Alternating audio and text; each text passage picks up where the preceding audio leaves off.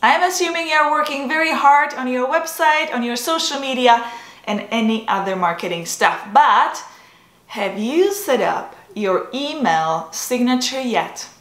It is a very easy and very simple marketing tool, and a lot of photographers kind of forget about that one.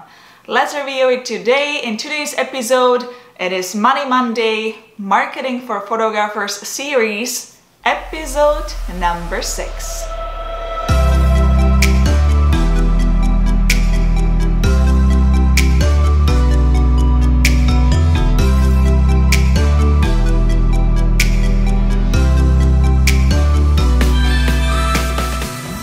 For the new visitors, my name is Zdenka Darla. I work as a photographer for many years.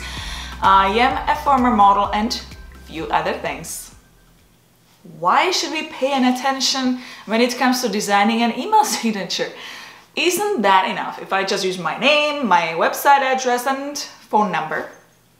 Well, if you don't want to be that little fish in the ocean, that little fly in the air, in that huge amount of photographers these days, you might want to redo your email signature. I actually had to do it myself quite recently as well. Nice and really impressive email signature will say about the photographer that he put so much effort into an email signature.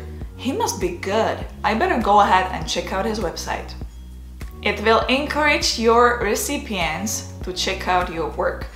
If you work with visuals like photos, people expect perfection in everything you do. So that design of an email signature better be good. Let me help you to come up with a perfect email signature. And we are going to start with the absolute minimum, which is your name and website address. If you're a minimalist, I actually have seen some people use just their initials. It's short and sweet and it's elegant. For the rest of us which want a little bit more, the general rule is try to keep it shorter, squeeze it to 3 to 4 lines, and you can squeeze a lot of info by simply separating them when you use pipes. It is very important to keep the lines short, or some of the email providers limit the width of email to 80 characters, including spaces. Make sure it is left aligned, just in case somebody wants to open an email in the text mode only. And if you are writing your website address, always include HTTP in front of it. Don't just write www.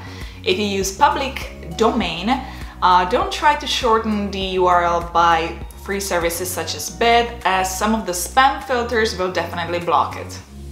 If you have a separate blog website away from your online portfolio website, you might want to include it. If your blog is part of your website, then there is obviously no need.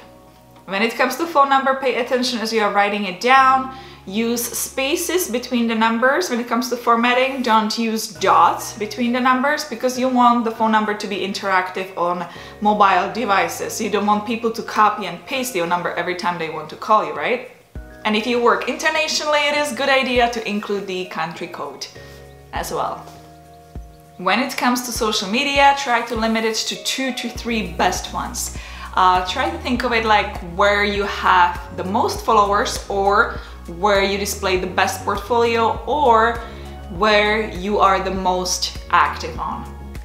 If you are someone who has products or offers workshops or wrote a book or something like that, make sure you include it as well, because it might benefit you in sales as well, but people will look up to you as an expert, and that will give you huge credibility. The same thing applies to free stuff. If you offer anything for free, like ebooks, calendars, videos, add it there as well. Everybody loves free stuff and people will jump on it right away. If you are someone who wants to use photos in your email signature, you surely can. Just try to keep the size of the photo to maximum 20 kilobytes. When it comes to size of the width or height, it should be up to 50 pixels. Keep in mind that some of the email clients block photos. If you're adding photos, try to be very unique, like amazing portraits, some awards you might have won in the past, or magazine covers. Add something which will make you stand out. When it comes to color, sure, you can use a little bit color. The only thing to keep in mind though, when you're writing text, make sure the text is not white, because some of the email clients again will think that you are hiding something, that you are basically spamming, and they will block it. Lastly, depending on the country you live in, you should check the laws, because some of the countries require that you include business number in case you are registered as a business. Another great tip, if you don't know HTML coding and you want to design a really nice email signature, use online tool which is called htmlsig.com. And if you want to know your statistics, if you want to know how people are clicking on those links, how you are doing, how your email signature is performing, here are 2 websites you should check out as well. They actually have templates as well. One is wisestamp.com.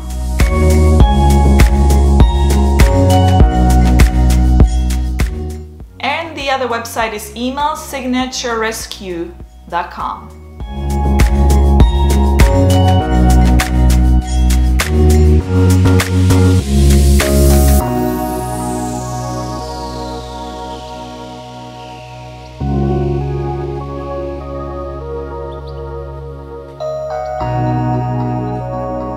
Well, that's all when it comes to email signature. That's all from me today.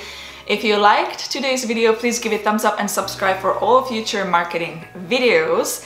If you have any questions, comments, or simply want to say hello, you can do so in the comment section below. Thank you again for watching, and I'll see you in the next one. Ciao, ahoy!